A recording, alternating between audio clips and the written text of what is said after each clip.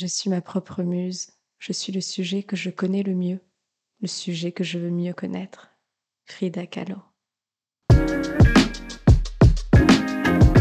Hello et bienvenue sur Unique et Libre, le podcast dédié aux femmes hypersensibles qui osent montrer au monde leur lumière. Je m'appelle Jennifer et je t'accompagne à mieux comprendre ta sensibilité, à renouer avec la sagesse de ton corps et à booster ton estime. Ensemble, cheminons vers ton épanouissement, libérons les croyances qui te freinent et l'acceptation de toute ta singularité. Es-tu prête à plonger au cœur de ton être? Alors c'est parti! Aujourd'hui, on se retrouve pour un nouveau moment partagé avec Ouja, une femme que j'ai rencontrée à La Réunion il y a quelques années. C'est une femme pour moi qui est très inspirante. Elle est coach from the heart et accompagnante en féminin sacré. Multipassionnée du bien-être, elle accompagne depuis 2020 les femmes à se reconnecter à leur puissance et à leur couleur unique. Après un burn-out, elle répond à un appel profond, guider les femmes vers leur authenticité, leur puissance et leur liberté intérieure. Depuis 2020, elle crée des espaces de transformation à La Réunion, retraite, cercle de femmes et goddess party où le corps, le cœur et la conscience se rencontrent. Elle est également formée en sonothérapie et sur la régulation du système nerveux. Ouja incarne une spiritualité ancrée et vivante où chaque femme peut rayonner sa couleur unique et où le corps transmet un chemin à part entière. Je te souhaite une belle interview. Bonjour Ouja, je suis ravie de t'accueillir enfin sur le podcast. Je suis très très contente qu'on puisse passer ce moment ensemble. Tu es quelqu'un que j'apprécie énormément. Et tu es également une femme très, très inspirante. Donc, je pense que tu vas aussi inspirer énormément de femmes lorsqu'elles vont écouter ce podcast. Donc, je vais laisser te présenter, nous dire qui tu es et ce que tu fais actuellement. Bon, déjà, tu me mets en émotion, ça commence bien. J'arrive plus de compliments. Ok, merci beaucoup. Donc, merci beaucoup. Je te renvoie aussi le compliment. Tu m'inspires énormément. J'adore ce que tu fais. J'adore tes contenus. Donc, c'est pour ça aussi que je t'ai dit un grand oui pour cette interview. Et aussi, j'adore la femme que tu es, juste toi en tant qu'humaine. J'adore. Donc, merci beaucoup pour cette invitation. Je me sens vraiment honorée d'être là aujourd'hui. Alors, si je dois me présenter, eh ben, on pourrait dire que, bon, déjà, je m'appelle Ouja, ça c'est un premier point. Et ben, on va dire que professionnellement, je suis plutôt multi-entrepreneur, puisque j'entreprends sur différentes activités et je suis passionnée, donc aussi multipassionnée. Et humainement parlant, juste en tant qu'humaine, ben, je suis une hypersensible. J'aime tout ce qui est entreprise, c'est vraiment une grande passion pour moi. J'aime les humaines eux aussi. Je suis là aussi, ben, je me sens appelée à aider les femmes, à les soutenir, à les inspirer, à les aider à aller plus loin dans leur parcours, que ce soit sur du développement personnel ou de la spiritualité. Et puis voilà, je suis maman d'un petit loup là qui dort derrière moi. J'espère qu'elle ne va pas se réveiller. Je n'ai pas d'enfant, mais je suis très heureuse aussi comme ça. J'espère que ça sera pour plus tard. Qu'est-ce que je peux te dire d'autre en me présentant pour pas que ce soit trop formel? Je suis passionnée aussi de tout ce qui est un peu artistique, créatif, et puis voilà. C'est déjà très bien. De toute façon, on va reparler de tout ça. Alors moi, j'ai quand même envie de préciser parce que tu as un parcours assez atypique. À la base, tu viens du monde de la pharmacie.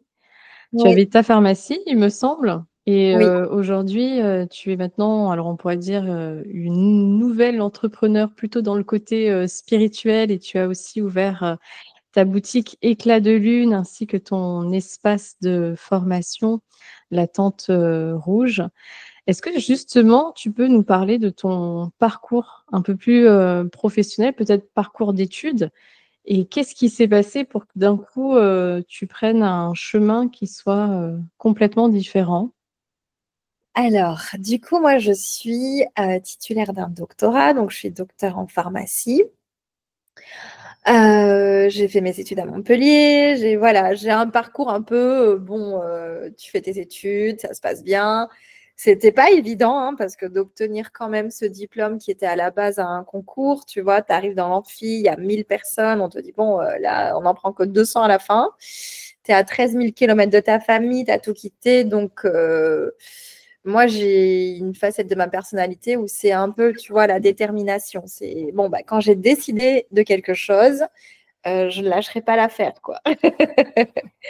Donc voilà, pour moi, à 13 000 km, je me suis dit, bon, bah, il faut que j'ai mon concours.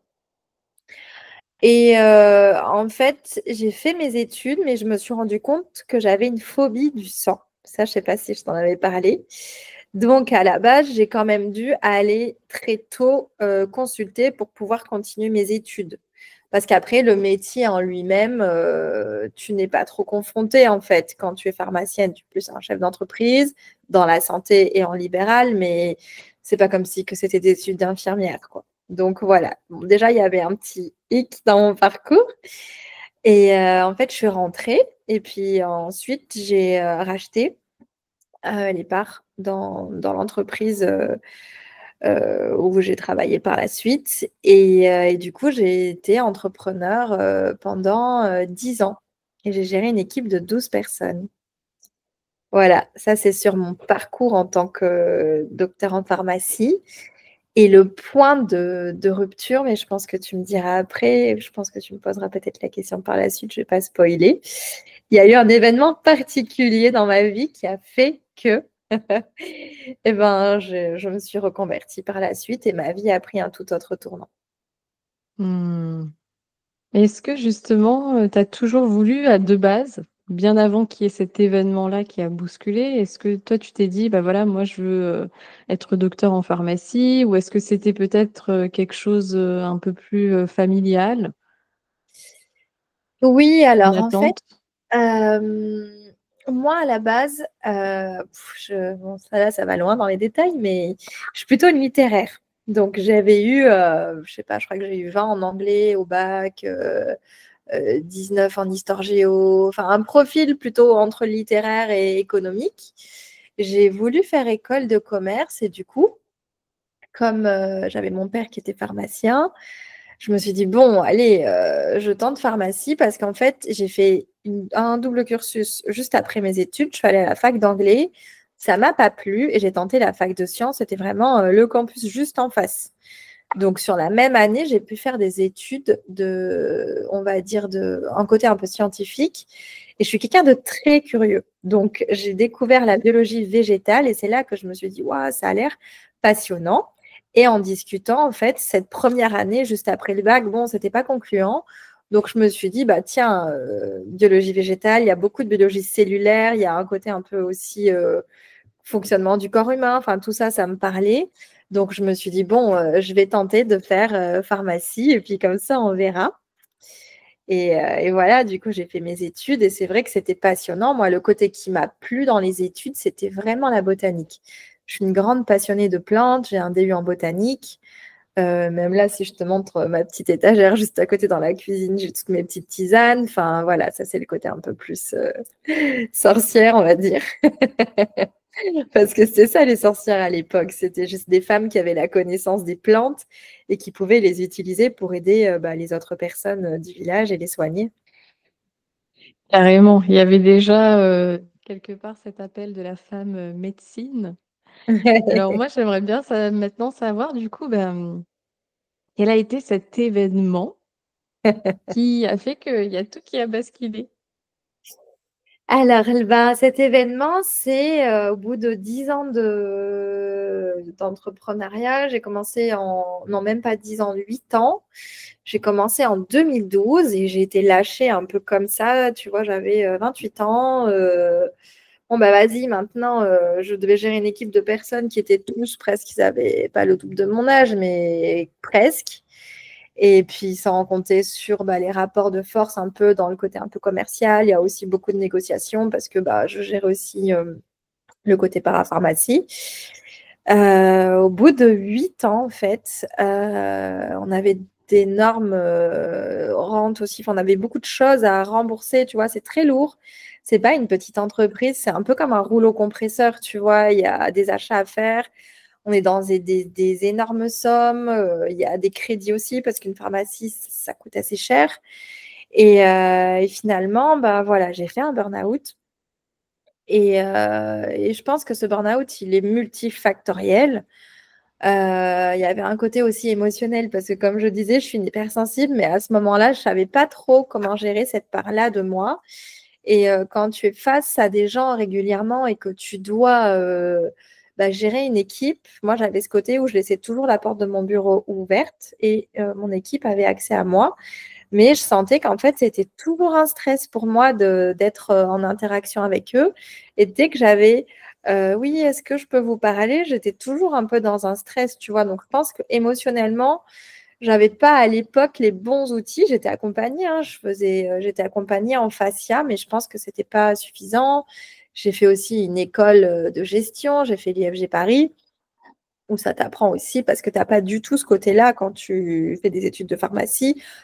On ne t'apprend pas comment on gère une entreprise parce que en fait, tu as plein de casquettes. Tu as le côté légal aussi qui est hyper lourd dans la pharmacie. Tu as le côté fiscal, tu as le côté commercial, tu as le côté pilotage financier parce que comme justement, tu as énormément de traites et plein de choses à payer, il faut que tu sois assez calé là-dessus. Malgré tout ça, je pense qu'il y a eu un cumul de choses. Et à un moment, en plus, je ne me suis pas rendu compte tout de suite, hein, il y a une année où pendant 3, 4 mois, 5 mois, 6 mois, je pleurais énormément. Et c'est une amie qui m'a dit, mais je pense que tu fais une dépression. Et j'étais tellement dans le jus et dans ce truc de, bon, là, il faut s'en sortir, il faut payer les crédits, il faut ci, il faut ça, que je ne m'étais pas autorisée à me dire, mais en fait, ça ne va pas, je ne vais pas bien, tu vois. Et, euh, et à ce moment-là, comme tu dis, tu n'étais pas forcément encore alignée avec, connectée en tout cas aussi peut-être à tes ressentis, à ton corps. Tout à Même fait. si tu sentais voilà, qu'il y avait quand même quelque chose qui n'allait pas. Et quand on est dans le burn-out, dans la dépression, c'est vrai que c'est quelque chose qui est très difficile aussi à vivre, d'autant plus quand au final tu as ce poids d'être la chef, quoi. Tu dois Ouais, porter ton équipe. tu peux pas montrer un signe de faiblesse, tu dois être là, tu dois porter, tu dois driver, tu dois. Enfin, oui, tu peux pas montrer en fait que t'es pas bien ou que tu es en dépression. Voilà, après, moi j'ai eu un déclic à un moment, je faisais une ordo, on était en garde, mais je faisais des journées. Ça m'arrivait des fois le dimanche. Et là, j'avais déjà fait toute ma semaine et le dimanche, on était de garde et je bossais jusqu'à minuit. Ça m'est déjà arrivé de faire du 9h minuit, tu vois. Et en sachant que à ce moment-là, j'avais tellement de choses à faire que tu vois, j'étais à fond dans mes tâches et en fait, je ne m'autorisais pas, ne serait-ce qu'à me dire, bon, là, il faut peut-être faire une pause parce qu'en fait, quand tu es sur place, il faut toujours qu'il y ait le pharmacien, en fait. Donc, tu ne peux pas Ah, sortir et dire, là, je fais une heure de pause et puis je reviens. Enfin, non, tu es vraiment, entre guillemets, soumise à cette réglementation, tu vois, qui est assez lourde. oui. Et comment du coup tu as fait pour à un moment donné sortir de ça? Est-ce que tu avais déjà ce projet Non, d'accompagner le féminin? ouais, non, pas du tout. Enfin, en fait, quand j'ai fait mon burn-out, déjà, j'ai eu ce moment où c'est une amie qui était une amie de fac hein, qui me dit, voilà, je pense que tu fais une dépression. Et cette année-là, j'avais commencé à faire une formation sur les chakras, mais plutôt, en fait, c'était un pharmacien qui s'appelle Arnaud Lecomte. Coucou Arnaud, je ne sais pas si tu auras ce podcast sous la main un jour, mais en tout cas, voilà. Et moi, mon début de parcours vers quelque chose d'un peu plus spirituel, ça a été ça. J'ai commencé à me former sur les huiles essentielles et le côté énergétique et vibratoire. Sauf qu'au début, quand j'ai commencé le premier, j'ai découvert tout un monde parce que je ne connaissais pas du tout ce côté énergie, ce côté chakra, ce côté voilà, où on pouvait vivre des trucs. J'ai eu l'impression d'ouvrir la porte de oh, mais c'est quoi ce monde caché? Qu'est-ce qui se passe? On nous a caché ça. Enfin, c'est fou, comme un monde parallèle, tu vois, qui s'ouvre à toi.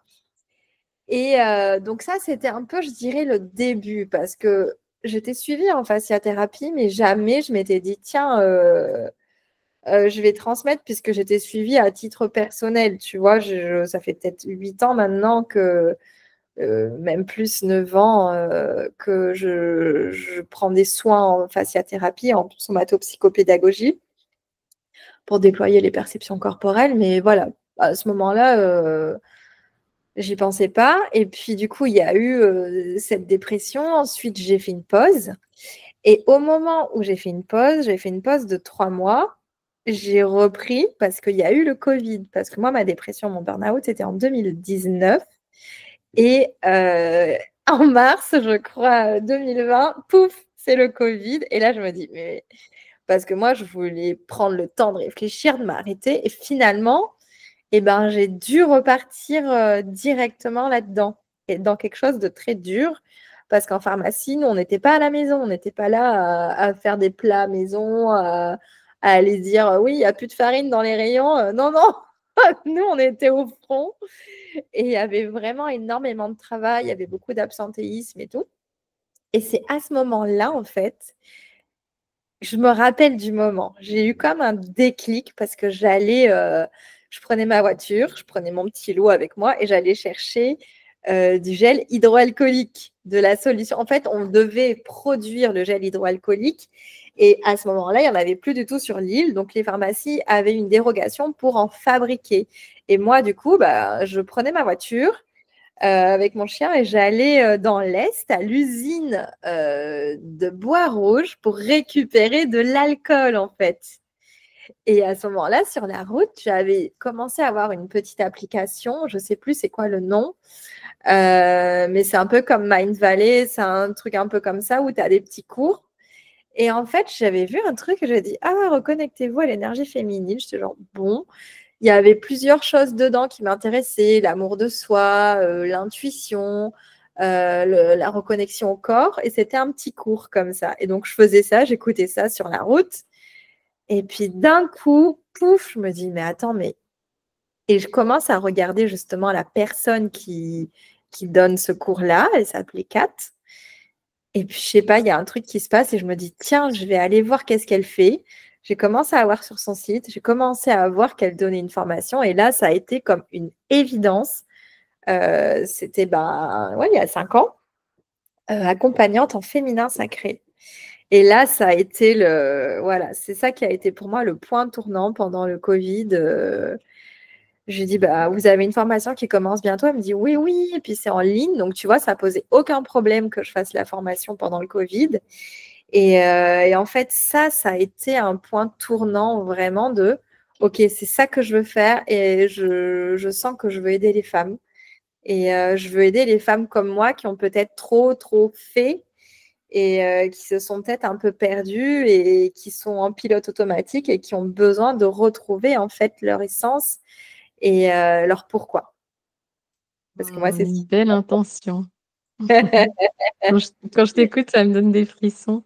Et justement, moi, j'aimerais bien savoir à ce moment-là, justement, c'était quoi ton cheminement et peut-être ton rapport avec, ta féminité, avec ton corps de femme? Parce que tu as fait aussi alors peut-être, je sais pas si tu avais déjà commencé la danse?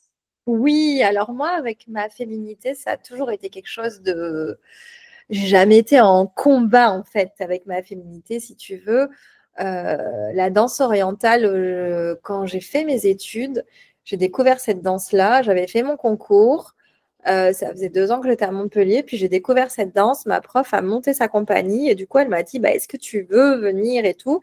Et tout de suite, j'ai été quand même dans un niveau assez avancé et très passionnée à aller courir la France entière pour faire des stages. Donc, tu vois, c'est une danse qui est très féminine, qui est très voluptueuse. J'ai toujours été hyper OK avec ma féminité, mais c'était plus le rapport avec les autres femmes ou quand j'étais plus jeune. Donc, cette expérience-là de compagnie, tout de suite, ça m'a guérie aussi, tu vois, dans ce rapport aux femmes et de dire, mais waouh, c'est génial. Mais plus jeune, je me rappelais, tu vois, quand j'étais ado, quand j'étais au lycée, me dire, mais waouh, j'avais que des potes mecs. Mais vraiment, en me disant, ben, je sais pas, c'est plus simple pour moi avec les hommes. Et du coup, bah, cette expérience-là de compagnie, où on est toutes devenues des amies, hein. Moi, quand je rentre à Montpellier, la dernière fois que j'y suis allée, elles m'ont fait un repas surprise, tu vois, c'était il y a 4 ans, 5 ans. Enfin, voilà, on est toujours très connectés parce que quand tu es unis par une passion comme ça, c'est fort, quoi. Mais oui, la féminité et le rapport aux femmes, depuis assez jeune, ça a quand même été quelque chose de fort dans ma vie, ouais. Mmh. Et c'est vrai qu'il y a un contraste avec la Ouija qui était ado, qui mettait des baguilles, qui faisait de la moto, qui avait un groupe de potes. Je piquais même les caleçons de mon meilleur pote et je mettais mon petit caleçon sur mon baggy. Je sais pas si tu as connu ça. Oui. Le skater, là. Mmh. Et est-ce que, parce que, par rapport à ton énergie féminine, parce qu'on sait que, être, une femme, être dans sa féminité et avoir un rapport au corps, c'est aussi différent quand même que d'être dans son énergie féminine. Et justement quand tu avais, ta pharmacie et que tu étais beaucoup au final dans quelque chose de très masculin, beaucoup Oui, dans le faire, dans l'action et puis, je pense qu'il y avait aussi peut-être ça qui a fait qu'à un moment donné, beaucoup d'énergie masculine et du coup, burn-out, dépression et cetera. Alors ouais, que ce féminin appelait déjà cette énergie féminine-là. Est-ce que ouais. justement, comment c'était ton rapport, à l'énergie féminine à Alors, ce moment-là? de base, je pense qu'à ce moment-là, c'était vraiment que dans mon énergie masculine. J'ai toujours une énergie, moi, c'est ça qui est assez drôle parce que je suis accompagnante en féminin sacré, mais c'est pas pour rien, tu vois, j'ai dû apprendre le chemin de reconnexion à l'énergie féminine. Parce que de base, moi, ma facilité, c'est d'être dans mon énergie masculine parce que je sais bien faire, structurer, créer des projets. Et en même temps, j'ai vraiment besoin des fois de me reconnecter à ma créativité, à ne rien faire. Mais à ce moment-là, j'avais pas du tout ces notions-là d'équilibre. Tu vois, entre ma façon d'entreprendre aujourd'hui et ma façon d'entreprendre à cette époque-là, c'était je prenais pas de pause, je mangeais une barquette hyper rapidement, j'ai dû prendre 2 ans avant de partir en vacances. Il fallait faire, performer. Il y avait ce truc aussi de ma valeur est liée à ma performance et du coup, par extension, à mon chiffre d'affaires à l'époque. Donc, ça s'est beaucoup féminisé ces 15 dernières années, je pense, le monde de la pharmacie. Mais à l'époque, tu avais plus des préparatrices, des femmes préparatrices, mais les pharmaciens titulaires, c'était plus des hommes. Il y avait très peu de femmes. Et après, tout à partir de moi, quand j'ai commencé, ça s'est vraiment beaucoup féminisé. Mais en tout cas, c'était plus, tu arrives dans une réunion, bon, en plus j'étais jeune, tu vois, genre 28 ans, t'as que des mecs qui font ça depuis des années, qui sont là, alors, c'est quoi ton chiffre?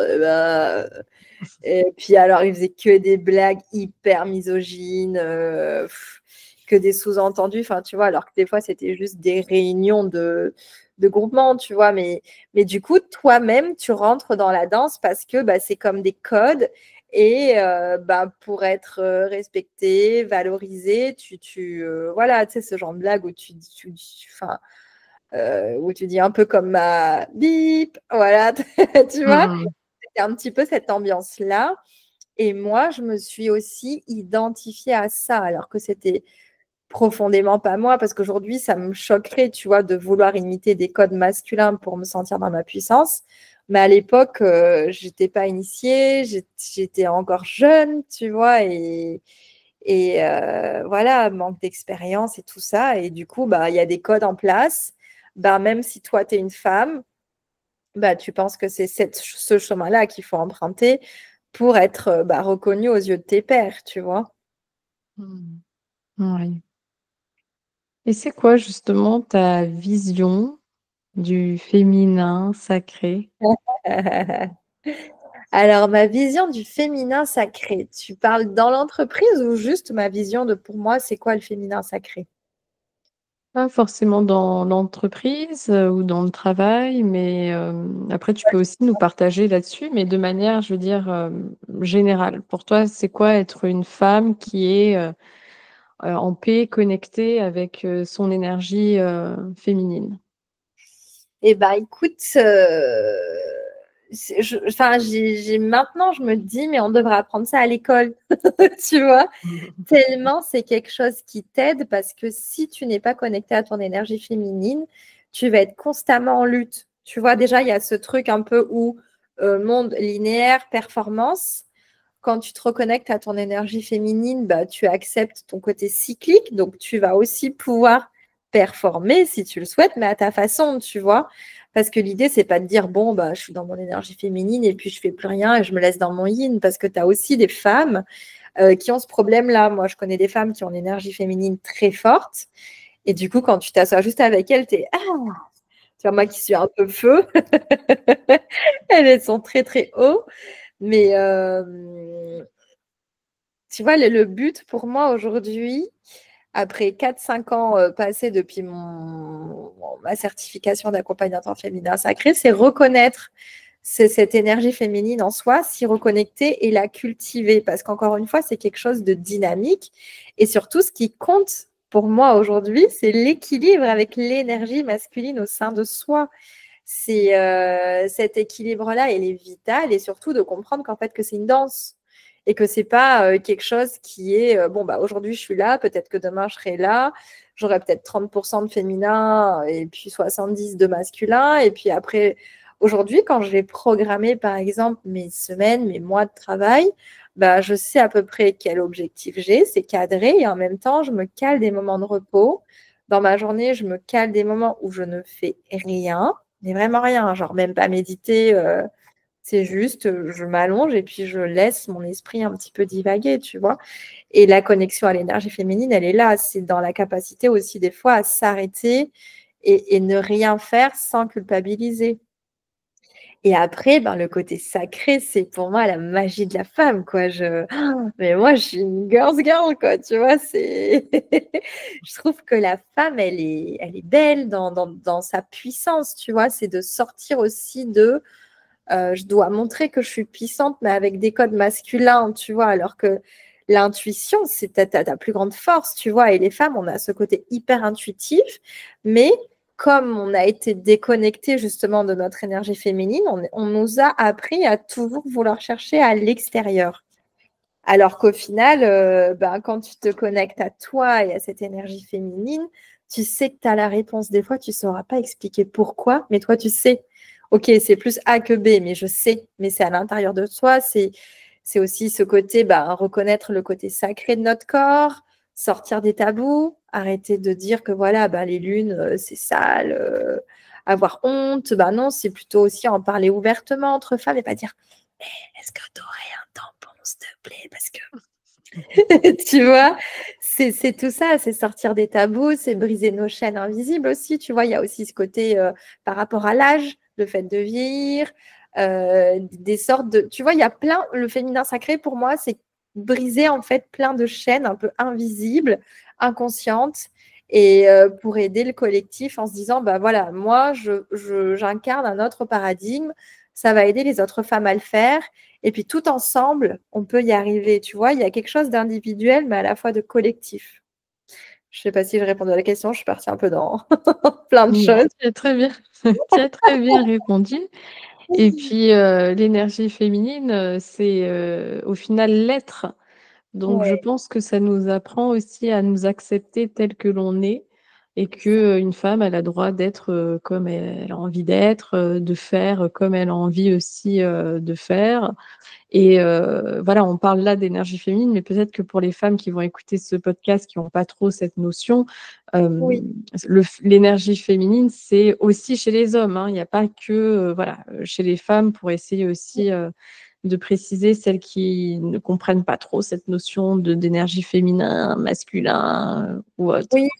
Après, s'il y a vraiment quelque chose, tu vois, un message que j'aimerais faire passer, c'est on parlait de couple tout à l'heure, un peu en off, toutes les deux, tu vois, et je pense qu'il y a aussi, les femmes se plaignent aussi des fois, tu vois, de beaucoup porter dans le couple, mais c'est aussi parce que des fois, bah, dans ton couple, si toi, tu as beaucoup d'énergie masculine et que tu es beaucoup dans le faire et pas dans l'être, ben, du coup, c'est comme un équilibre. Tu vas attirer aussi quelqu'un qui va peut-être pas forcément te laisser la place d'être.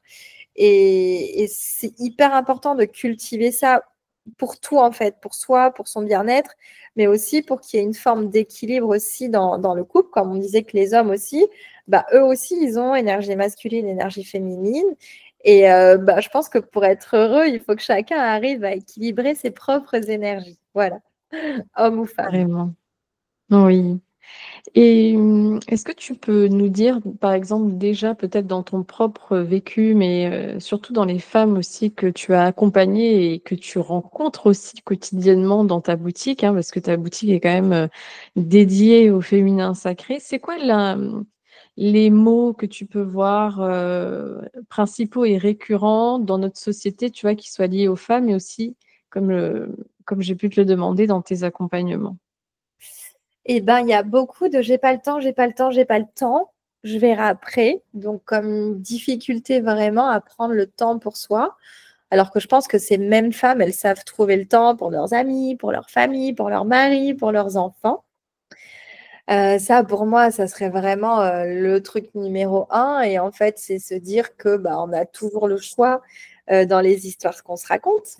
Tu vois, ça, c'est le côté un peu, bah ouais, le coaching aussi, ça aide là-dessus. Mais c'est de prendre conscience, en fait, de bah, c'est quoi nos croyances et voilà, donc cette croyance de dire, bah oui, j'ai pas le temps, mais en fait, c'est toi qui te l'as créé, c'est l'histoire que tu te racontes, mais peut-être que tu pourrais faire autrement si tu travaillais un peu sur tes croyances limitantes, que bah voilà, les autres doivent passer avant. Il y a ce truc de donner, mais jusqu'à l'épuisement. Donner, donner, et puis donner sans fond, sans limite. Donc, pour moi, il y a aussi chez les femmes des problématiques de cadre, de limite, mais ça, c'est toi qui peux les aider aussi, puisque c'est une question aussi bah, d'estime de soi, Mmh. de connexion à soi. Il y a aussi ce truc de, bah, en fait, elles sont déconnectées de leur corps, donc, eh ben, elles vont pas réussir à écouter le non à l'intérieur, elles vont finalement dire oui. Et après coup, bah, elles vont se dire, bah mince, j'ai dit oui à l'extérieur, à quelqu'un d'autre, pour finalement me dire non à moi. Et ça aussi, c'est à l'origine de beaucoup de relations un peu conflictuelles, que ce soit dans le couple ou avec la famille ou avec les amis. Parce qu'au final, ben, tu as dit oui, donc tu t'obliges à y aller alors que peut-être que ce n'était pas aligné pour toi. Et en fait, voilà, cette déconnexion du corps et du coup, le manque de conscience de est-ce que c'est OK, pas OK, ça peut créer aussi, bah, ce que je vois régulièrement, c'est une forme de pilote automatique où bah, j'ai des schémas et puis je fais un peu tout le temps la même chose sans vraiment aller sonder au fond de moi parce que j'ai pas le temps, parce que j'ai pas compris que c'était essentiel et parce que je suis déconnectée de mon corps, bah, ça crée une forme de désalignement, tu vois, au quotidien qui fait qu'aussi, bah, elles sont pas heureuses, tu vois, profondément. Et du coup, bah, ça va être après des schémas de compensation avec la nourriture, avec l'alcool, avec des fois ça peut être un truc bénéfique, ça peut être le sport, mais c'est comme si tu es plus dans bah, la survie que vraiment te connecter à toi et plutôt faire moins de choses, mais des choses un peu plus alignées en fait avec tes besoins profonds. Et c'est ça qui va être plutôt à l'origine de ton bonheur en fait. Et pas forcément tout le temps aller à la recherche d'éléments extérieurs, tu vois, comme, bah, je sais pas, la beauté, aller acheter tout le temps des nouvelles fringues pour se sentir belle, avoir besoin de faire des injections, des choses pour peut-être moins se sentir vieillir. Enfin, il y a tout ça qui joue aussi derrière le manque, entre guillemets, d'alignement parce que on va toujours être dans je ne suis pas connectée à ma puissance, donc je vais aller chercher à l'extérieur. Et du coup, c'est jamais assez. Et on est dans une espèce de quête, c'est sans fin en fait, quand on est vers l'extérieur. Oui, Voilà. oui, Gros. oui, et c'est vrai que je pense que alors attention quand on parle de ça, on n'émet aucun jugement envers, ces Oui. femmes-là. C'est avec énormément de bienveillance et d'amour.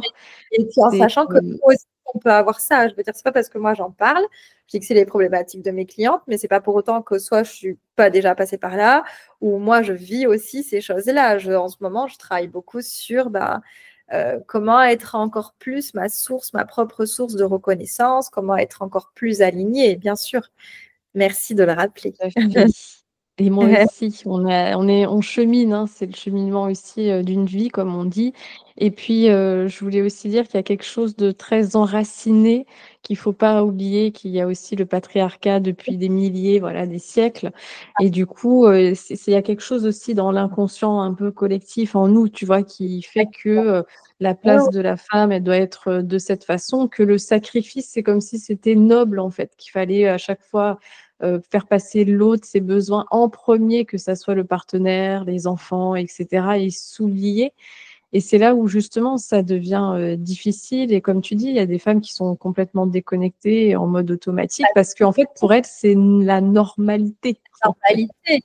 Et puis, dès que tu vas vouloir un peu sortir de ça, toi, tu vas ressentir de la culpabilité. Et en face aussi, on peut aussi te faire ressentir que, ben, pourquoi tu fais ça? Pourquoi tu n'es pas dévoué? Tu n'aimes pas tes enfants? Tu n'aimes pas ta famille? Il y a beaucoup de choses aussi, là, moi, qui m'intéresse aussi, comme on discutait tout à l'heure, tu vois, aux mécaniques d'attachement. Il y a beaucoup de choses qui sont aussi dans l'enfance, tu vois. Il faut faire ça pour Bien être sûr. aimé.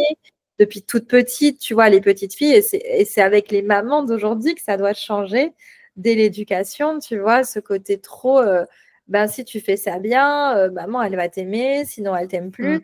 Ça a l'air d'être des phrases anodines, tu vois, mais entendues des milliers de fois et bien incarnées dans ton cerveau. Et voilà, ça modifie aussi les comportements des femmes qu'on est aujourd'hui. Et moi, j'ai une forme de confiance et de.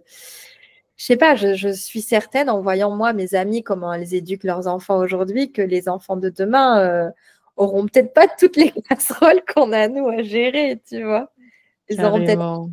Mais en tout cas, voilà, j'ai confiance dans les femmes d'aujourd'hui et l'éducation qu'elles amènent pour que les humains de demain, eh ben, soient beaucoup plus conscients, soient beaucoup plus aussi, bah, trouvent plus facilement le chemin pour se reconnecter à leur cœur.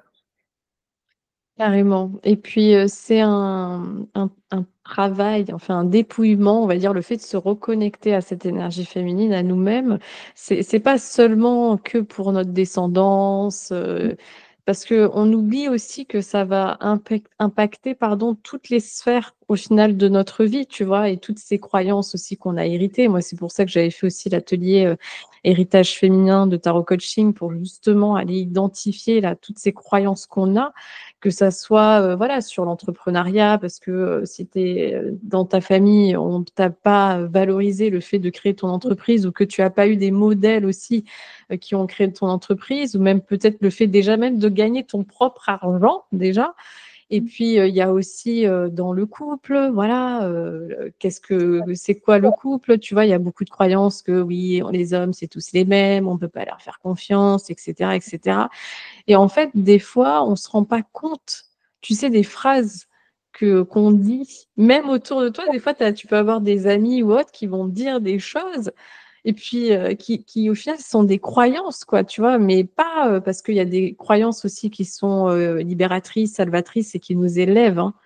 Mais il y en a beaucoup aussi, hein, qui sont quand même majoritairement, qui nous tirent, vers le Oui, bas, hein. il y a les phrases inconscientes aussi qu'on se répète, tu vois, où on ne percute pas tout de suite. En fait, on est en train de se dire du bullshit toute la journée dans notre propre système, parce qu'on a tellement de pensées dans la journée qu'il y a des moments où bah, faut aller chercher des professionnels comme toi. Faut pas hésiter à se faire aider pour aller justement faire ce Tout à travail-là, fait. parce que bah, c'est ancré depuis des générations, comme tu dis, c'est ancré dans l'inconscient collectif. Et voilà, se sentir appelé par ce travail-là aussi, c'est pas mal. C'est pas. Des fois, dans nos familles, on peut avoir aussi l'impression d'être un petit peu le vilain petit canard ou le mouton noir de la famille, mais en fait, on est amené à faire ce travail-là pour aussi un dessin qui est plus grand que soi. C'est pas juste à notre échelle que ça joue, c'est pour après, c'est pour aussi bah, le collectif à l'instant T. Tu vois, c'est faire évoluer la conscience collective pour moi. Oui. Et c'est quoi pour toi, en tout cas, les mots, on va dire, qui vont, l'impact, pardon, de ce déséquilibre qui va affecter justement la sphère physique, la sphère psycho-émotionnelle? Alors, on l'a vu aussi avec toi, hein, par le burn-out, la dépression, on pourrait même dire la sphère, spirituelle.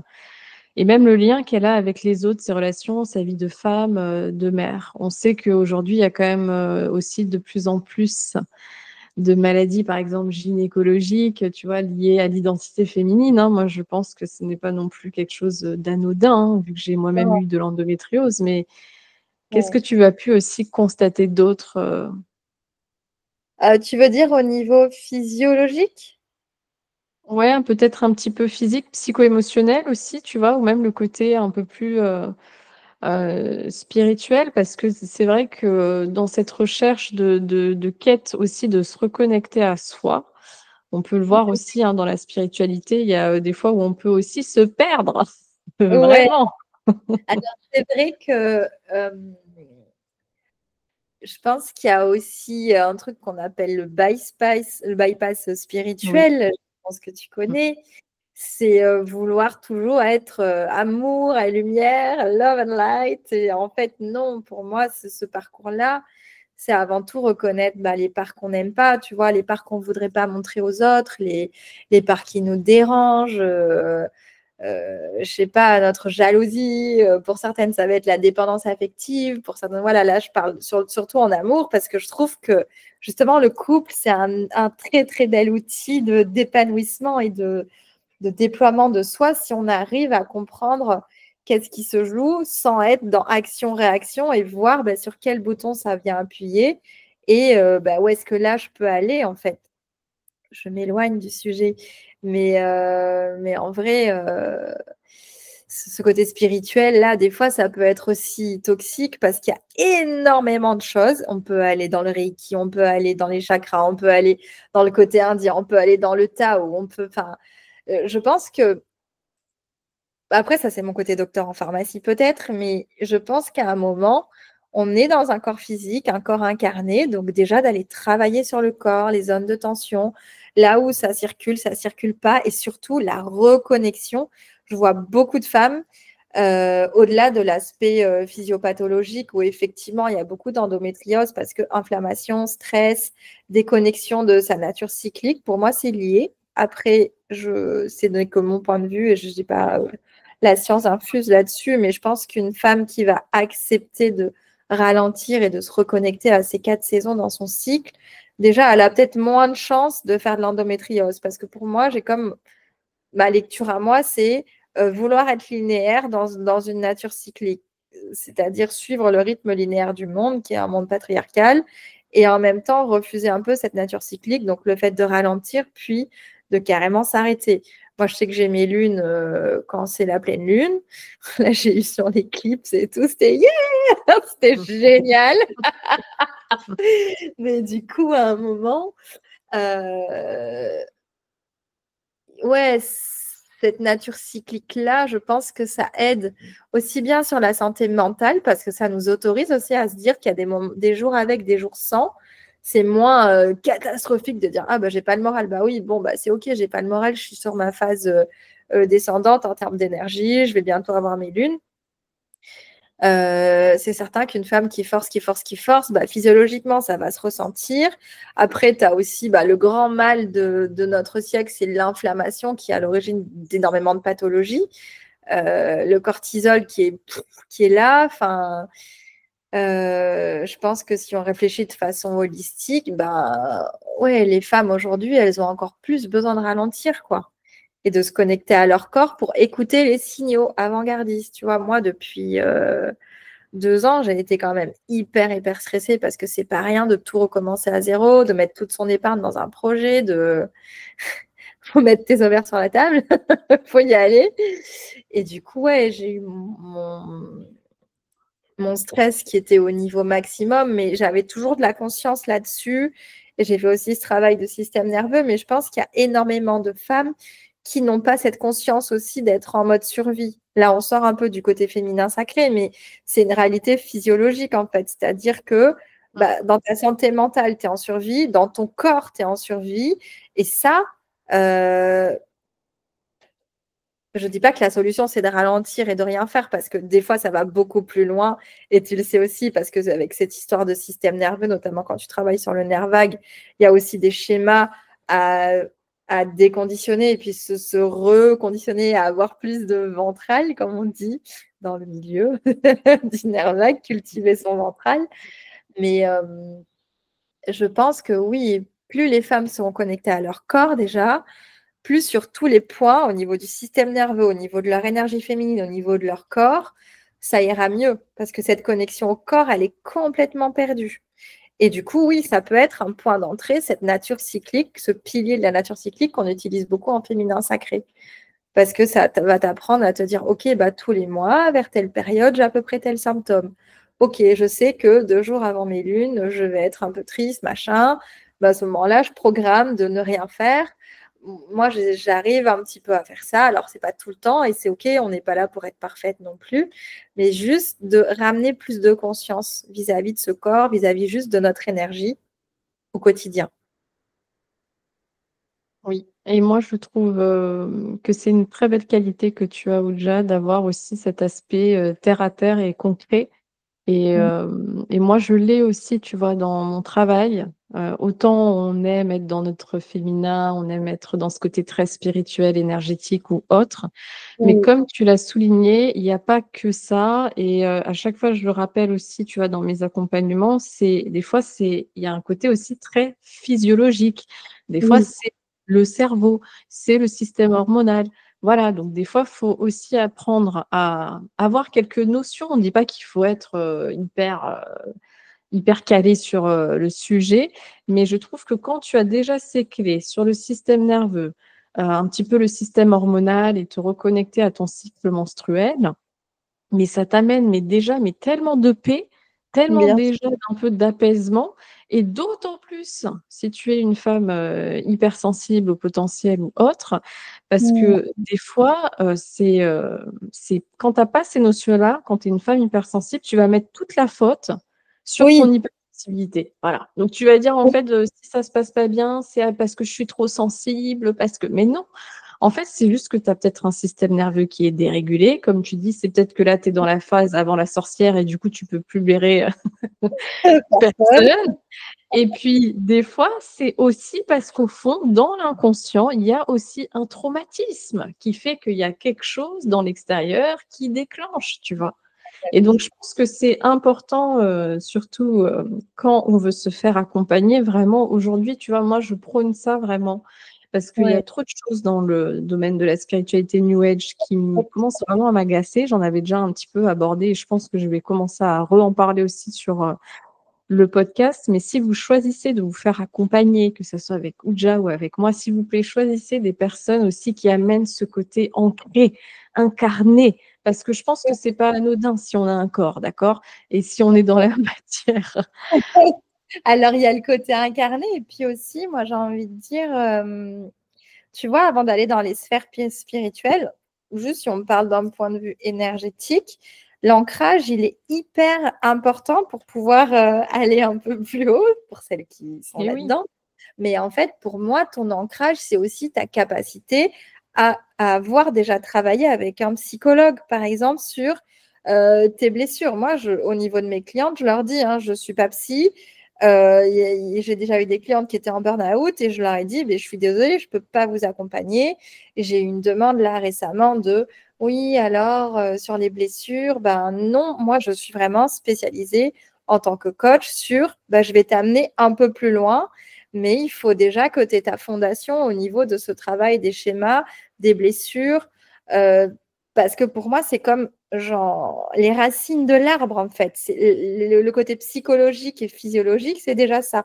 Et après, on peut aller plus loin, on peut aller dans la manifestation, on peut aller dans tellement de choses, tu vois, ce truc de aller dans la sensualité, toutes les pratiques d'embodiment où tu vas ramener aussi, tu vois, là juste en le faisant, ça, c'est bon, je suis en train de partir.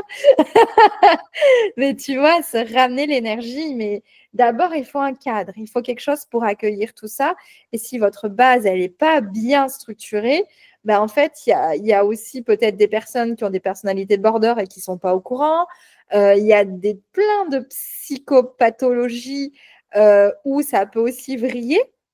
avec des pratiques d'état modifié de conscience. Enfin, faites attention à vous. C'est pas parce que c'est de l'énergie que c'est pas visible que ça ne peut pas être dangereux pour vous. Ça peut l'être. Il y a tout ce qui est dissociation de personnalité. Enfin bref, il y a beaucoup de choses. Donc, je trouve, on ne parle pas assez. Tu vois, en fait, comme quand on te dit les effets indésirables de tel médicament, ben, je pense que dans le côté spirituel, il devrait y avoir plus de gens qui devraient dire, faire un petit questionnaire, tu vois, avant, pour savoir ben, la personne où elle en est dans son cheminement. Parce que ce truc de tout est juste, jusqu'au jour où il t'arrive un truc et tu vrilles, et là, je ne sais pas si tu as fini en HP ou des choses comme ça, tu vois. Tu as des gens Carrément. qui sont pas loin de ça, en fait, et qui ne conscientisent pas. Et je pense que c'est aussi, il y a les personnes qui doivent faire attention quand elles vont consulter, mais il y a aussi, pour moi, tous les thérapeutes qui doivent aussi faire attention parce qu'ils ont une grande responsabilité vis-à-vis des gens. Moi, j'ai prêté serment de soigner, donc c'est pas pour que quelqu'un rentre en accompagnement avec moi et ressorte encore plus voilà, dévarié qu'autre chose. Et je pense que c'est à chaque thérapeute aussi de bien savoir ses limites. Tout à fait. Je suis 100% d'accord avec toi, Ouja. Je trouve que c'est Mm. vraiment quelque chose de très important. Et heureusement qu'il y a aussi voilà, des thérapeutes qui amènent ça, qui amènent ce cadre, cette sécurité, parce que c'est vrai que, alors quand on parle de ça, c'est pas pour faire peur ou quoi que ce soit, Non, mais c'est courageux en fait quand tu veux faire ce travail-là pour te reconnecter avec le féminin.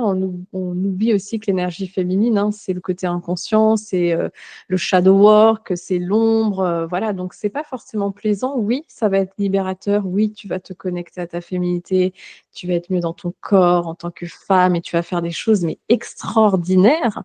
Mais il faut aussi accepter le fait que oui, c'est un travail qui est pas forcément plaisant, qui t'ouvre des fois des portes et des fois, comme tu dis, quand tu peux aller vers des pratiques qui sont peut-être plus intenses ou trop avancées ou mal encadrées, on oublie qu'en fait, on ouvre aussi des brèches. Donc ouais, oui, le côté psychologique doit être important et moi, c'est pareil, j'ai déjà refusé aussi de travailler avec une cliente parce que ouais, psychologiquement, elle n'était pas stable en fait. Donc, ouais. j'ai pas du tout envie de le faire. Donc, si vous vous faites accompagner, vraiment, choisissez bien. Euh, Ces dernières années, justement, tu vois, on parle beaucoup de sororité, donc de féminin sacré. Donc, comme je l'ai mentionné au début de l'épisode, hein, tu es aussi la créatrice d'Éclat de Lune et de la Tente Rouge. Donc, c'est un concept store et un lieu d'espace de rencontre donc sur Saint-Gilles, hein, parce que Ouja est à La Réunion. Alors, je sais qu'il y en a qui m'écoutent depuis La Réunion, mais j'ai aussi des personnes un petit peu en métropole, un peu partout dans le monde. Donc, c'est des espaces qui sont dédiés à l'épanouissement des femmes en grande partie. Est-ce que tu peux nous partager ta vision par rapport justement à ce lieu de création qui sont magnifiques? Franchement, moi, j'ai vu le début, j'y suis allée quand c'était les 2 ans et je te l'ai dit en plus, hein, c'est incroyable, Merci, incroyable. merci beaucoup. Eh ben oui, en fait, ces espaces-là, ils existent grâce à des personnes comme toi, grâce à la communauté Éclat de Lune, parce que ça a été vraiment porté. Moi, ça faisait déjà 2 ans que j'étais sur Instagram, je pense, parce que j'avais commencé au début en parlant beaucoup de féminin sacré. Et c'est vrai que mon petit côté, en fait, depuis le début, moi, je suis amenée à accompagner. C'est ce qui me plaît le plus et transmettre aussi, j'aime beaucoup. Et c'est là où je me sens la plus vivante. Mais ma zone de confort, c'était quand même de créer un espace avec pignon sur rue. Ce côté où moi, j'adore les belles choses, j'adore chiner, trouver des nouveaux créateurs. Et j'avais envie d'amener, tu vois, une nouvelle façon de consommer. Pour moi, il manquait un endroit où tu peux te dire, bah, c'est bon, je viens, ça c'est fait artisanalement, ça c'est, enfin, tu vois, où il y a ce côté où l'objet, il a une valeur, donc replacer l'objet au centre aussi de la boutique et pas, tu vois, trop cultiver ce côté achat d'impulsion, le côté consommation de masse, mais plus, un objet c'est précieux, il y a eu du temps, de l'énergie, de la matière première qui a été fournie pour le fabriquer et on va juste aussi bien que cet objet-là a été fabriqué avec beaucoup d'amour et beaucoup de soin, peut-être prendre autant le temps de choisir en fait le bon objet pour nous. Et voilà, et pour moi, redonner ce côté un petit peu précieux à l'objet, ça faisait partie aussi de mes valeurs parce que être connecté au féminin, à l'énergie féminine, au féminin sacré, c'est aussi être connecté à la terre à travers justement cette nature cyclique. Et j'ai toujours dit, pour moi, les femmes qui se connectent avec cette énergie-là, on est plutôt sur des gardiennes de la terre, quoi, des femmes qui ont envie aussi d'aider à ce qu'on respecte plus le vivant. Voilà, donc la boutique, c'est ça. C'est vraiment le concept store à la base. C'était un lieu vraiment pour consommer différemment. La tente rouge, elle est venue juste après et c'était pareil. C'est parce qu'il y a ce côté très communautaire qui est cher à mon cœur et ce côté, créons des espaces pour que les femmes aient des safe places pour se retrouver, des endroits où elles sont écoutées, des endroits où elles se sentent en sécurité, où la porte est toujours ouverte. Tu vois, pour la boutique, la porte est toujours ouverte. Voilà, c'est pour moi, c'est un peu continu. Si tu veux, la tente rouge, c'est un peu la petite sœur du concept store Éclat de Lune. Parce que, en fait, l'idée, c'est aussi que les filles, elles puissent aller prendre un temps pour elles. Aussi bien que tu prends ton temps pour toi au concept store pour choisir et que tu peux aussi ne rien acheter, juste venir flâner. C'était un petit peu aussi mon goal quand j'ai créé le concept store. Il y a aussi ce côté où à la tente rouge, tu vas prendre du temps pour toi et c'est hyper cocooning, c'est hyper doux. En plus, c'est vraiment pour les hypersensibles parce qu'il n'y a pas de grosse lumière vive. Tu vois, il y a ce côté où la lumière est très tamisée, où les couleurs sont douces, où voilà, tu as ce côté un peu sensoriel. Et voilà, moi, en tant qu'hypersensible, j'ai créé ces lieux-là, mais je pense que ça correspond aussi. C'est pas une volonté, je me suis pas dit, je vais créer spécifiquement pour les hypersensibles, mais je pense que ça résonne pour les hypersensibles parce que moi-même, j'ai fait par rapport à mes besoins. J'ai fait comme si que je faisais pour moi. Pareil, la boutique, elle n'est jamais trop saturée d'objets parce que je sais aussi que quand tu es hypersensible, tu as vite fait de rentrer dans un magasin et puis tu ressors trop de choses, trop de couleurs, trop d'objets. Tu ressors après, ta batterie, elle est vidée, quoi. Là, c'est plutôt le contraire. En général, Et les puis moi, clients. ce que je trouve aussi, excuse-moi, vas-y. Oui, je disais juste que souvent, les clientes viennent et nous disent: Ah, j'adore venir dans votre boutique, c'est hyper apaisant. Je suis hyper, ça, c'est un beau cadeau. C'est un des plus beaux cadeaux que j'ai quand on a les clientes qui font cette remarque-là. Parce que, en fait, on n'a pas beaucoup d'endroits adaptés aux hypersensibles. Déjà que énergétiquement, à La Réunion, je trouve que c'est très fort et que ça brasse. Enfin, personnellement, moi, je suis très sensible à l'énergie de cette île. Ouais. Mais c'est vrai qu'il n'y a pas souvent des espaces comme ça où tu n'as pas la musique à fond, où tu te sens bien. Voilà. Non, moi, je me sens super bien dans ta boutique et vraiment, j'étais heureuse d'y revenir pour les 2 ans de la boutique. Et c'est vraiment un très beau lieu. Et ce que j'apprécie aussi, et comme ce que je fais moi alors j'ai pas de boutique, mais dans le podcast, tu vois, c'est que je laisse aussi la place aux hommes aussi. Voilà, c'est pas que pour vraiment, genre, il y a pas une femme à l'entrée, tu sais, qui va dire non, toi tu rentres pas, t'es un homme. Vous avez une barbe. Oui, c'est ça, t'as pas le droit de rentrer. Non, moi je trouvais que c'était important aussi d'amener la sensibilité de l'homme. Moi, j'étais contente d'amener ma sœur aussi avec Emmanuel Terminello quand il avait fait avec La Roche Sonore aussi, justement un bain sonore et c'était magnifique. Et je trouve que c'est important aussi quand on veut se reconnecter à son énergie féminine, au féminin sacré, à la sororité, parce que l'intention n'est pas du tout de devenir des Amazones Non, non, il y a et beaucoup de gens d'enlever. qui sont sensibles à tout ça. Et justement, c'est ça. C'est comme tu dis, l'idée, c'est pas de devenir des Amazones et c'est plutôt d'aller vers cet équilibre avec le masculin et de vraiment que chacun équilibre chez soi et d'être en paix, en fait, avec ça et pas dire on est plus ou voilà, c'est juste en paix. Tout à fait. Oui, exactement. Et on va revenir sur toi. Est-ce qu'aujourd'hui, justement, tu assumes fièrement ce positionnement de femme qui impacte positivement et qui prend sa place? Ne sois pas modeste, s'il te plaît, Oudja.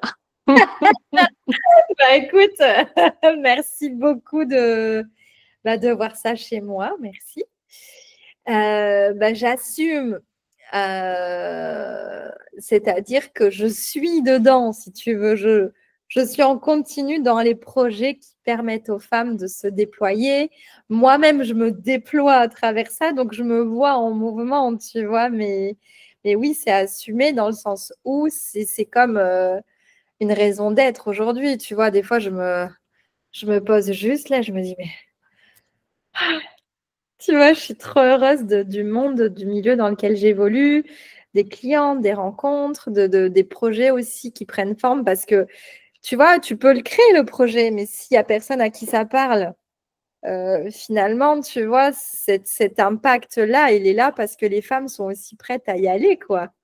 Et c'est un bonheur, en fait. C'est un bonheur de pouvoir se dire, ben, tout en kiffant, tout en amenant beaucoup de kiff dans mon quotidien, bon bah tu vois là, je reçois la photo de la décoratrice qui me dit regarde, j'ai fait ça pour la Goddess Party et tout parce que ça c'est l'événement qui arrive, la soirée 100% féminine là d'ici 15 jours. Bah moi j'ai du kiff, tu vois, dans mes journées de déployer les projets, voilà, de pouvoir en plus le faire en multicasquette, sur ce côté événementiel, puis sur ce côté plus accompagnement, puis sur la boutique. Donc, je m'ennuie jamais.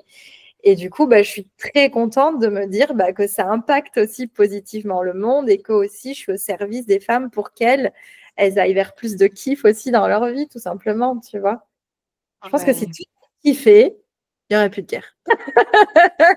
Non, mais personne se sentait responsable de son propre bonheur et se disait, bah, en fait, quand tu es sur ce chemin d'alignement, je trouve que tu as besoin de moins de choses pour être heureux. Tu as juste besoin aussi beaucoup de connexion. Parce que quand tu t'alignes, tu te rends compte que c'est ça le plus important, en fait. L'amour, les gens que tu aimes, ta famille, tes amis, connecter avec d'autres humains et être dans des échanges qui sont nourrissants. Et ça, c'est moi le plus gratifiant, c'est ça, c'est d'être vue à 100% comme je suis, plus avoir besoin de porter de masque, plus faire semblant de ne pas être hypersensible, tu vois, plus faire semblant que ouais, j'adore ce côté aussi très des fois éthérique, tu vois, de la spiritualité. En même temps, j'aime ce côté ancré, tu vois, c'est juste magnifique et génial de pouvoir impacter le monde en te disant, bah, plus je vais être moi, plus ça va inspirer peut-être d'autres femmes à faire pareil. Et elles vont se dire qu'en fait, il n'y a pas de limite parce que moi, j'ai tout recommencé à zéro, tu vois. Et en fait, aujourd'hui, ben, je suis persuadée que s'il y a plus de femmes qui prennent ce chemin-là, le monde se portera mieux parce que je pense que les femmes, elles ont cette sensibilité. Alors, pas tout le monde, tu vois, on va pas mettre tout le monde dans le même panier juste parce qu'elles sont femmes, tu vois, mais je vois quand même dans les femmes qui m'entourent, et j'ai quand même beaucoup de femmes autour de moi, qu'il y a cette sensibilité et cette capacité à prendre soin et finalement servir un dessein plus grand que soi, c'est se dire, bah, prendre soin de la terre, en fait, prendre soin de l'écologie, prendre soin du vivant. Et je me dis, bah, s'il y a plus de femmes qui entreprennent connectées à leur corps et qui osent, bah, peut-être qu'on sera dans un monde qui respecte plus l'humain, qui respecte plus le vivant et donc, par extension, qui respecte plus la terre. Parce que je crois qu'il y a un proverbe amérindien qui dit ça, c'est, je ne sais pas si c'est amérindien ou voilà, mais il y a un proverbe qui dit, euh, on voit la qualité de... C'est un truc un peu comme ça, j'ai plus le truc exact, mais on voit la qualité d'un pays à la façon dont il traite ses femmes. Tu vois, l'avancée de conscience, en fait, d'un pays à la façon dont il va traiter ses femmes.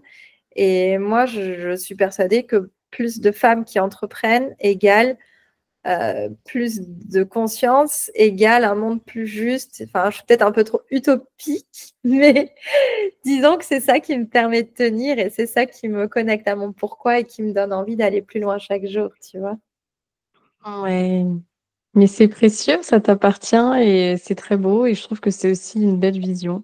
Et on a besoin aussi de d'émerger ça dans le monde et dans les consciences et on pourrait dire millionnaire from the heart, Yeah. justement, la formation aussi, le coaching que tu as Ouais. fait. Est-ce que tu peux nous en parler? Je sais que tu avais aussi envie d'en parler avec nous. Bah oui, parce que c'est un peu mon gros coup de cœur de l'année. La dernière fois que j'avais eu un gros coup de cœur comme ça, c'était quand j'ai fait ma formation d'accompagnante en féminin sacré. J'ai fait pas mal de petites formations depuis, le nerf vague, la sonothérapie et tout ça, mais le coaching, en tout cas Coach from the Heart avec Anne-Claire Méret, ça a été un... C'était... en fait, c'est que... euh, Attends, j'ai mon chien qui est là, qui est en train de se réveiller. Elle est en train de... Hello. Du coup, c'est ça. En fait, c'est la posture que tu as de pas. Ce que j'ai trouvé magique, c'est de pas être là à donner la solution à l'autre, mais d'être comme un outil qui va aider la personne à révéler son meilleur potentiel et toujours à base de questions et d'exercices, tu vois. Et je trouve que encore une fois, je ne mets pas tout le monde dans le même panier, mais je trouve qu'il y a quand même des thérapeutes qui sont dans une posture un peu désempuissante où la personne va te dire bah, qu'est-ce que tu dois faire. Là, tu as un problème à tel endroit. Là, ça vient de telle chose.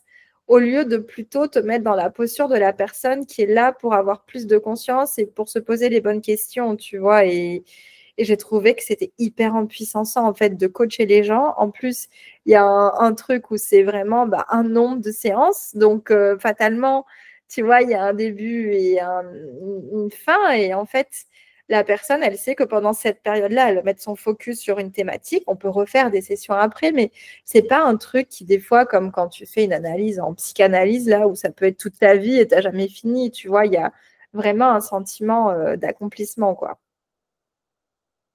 Et puis, il faut Hmm. reconnecter les gens à leur cœur, les aider à respirer, à juste revenir dans leur corps pour prendre les meilleures décisions pour eux et les remettre sur leur chemin d'alignement. Ça, c'est cadeau, quoi. C'est magique. Ouais. Hmm. Est-ce que toi, tu as des routines? Moi, j'adore, je suis une grande fan des routines. À chaque fois, je pose cette question qui te permet justement de prendre soin de toi, de ta féminité, ton énergie féminine. Eh ben, écoute, j'ai des phases avec, j'ai des phases sans. Moi, dans ma routine, la plus importante là, c'est vraiment très bête, mais c'est faire les courses et faire ma cuisine. Ça, c'est vraiment le truc important. Après, j'ai des routines quotidiennes, matinales, mais ça change. Tu vois, des fois, ça va être plus du mouvement.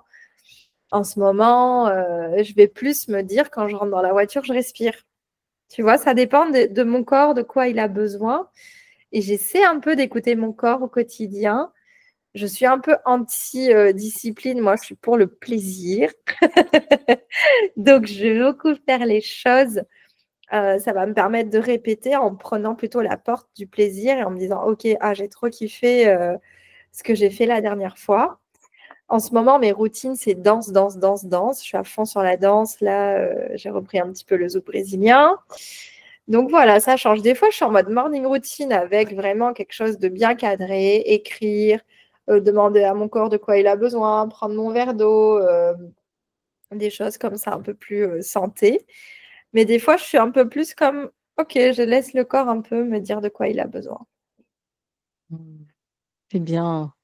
C'est être à l'écoute, justement. Ça peut changer. Et C'est comme ça. on disait, on n'est pas des machines, on n'est pas voilà, linéaire. Des fois, ça change en Ouais, fonction aussi de ce que tu ressens et de tes besoins. Donc, c'est ça aussi, hein, bah, se revenir à son corps, à sa place de femme, à son énergie féminine.